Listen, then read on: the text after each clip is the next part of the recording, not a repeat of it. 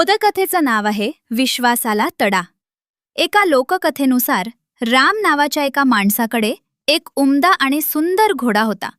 तो त्या घोड्याची काळजी घ्यायचा, त्यामुळे त्या दोघांचेही एकमेकावर प्रेम जडलेले होते.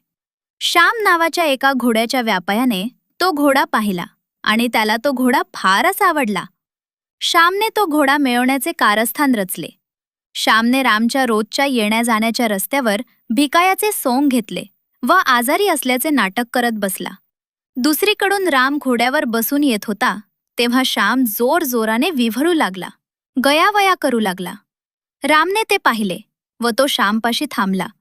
श्याम रामला म्हणाला, "मी आजारी आहे, मला तुझ्या घोड्यावरून पुढच्या गावापर्यंत नेशील का?"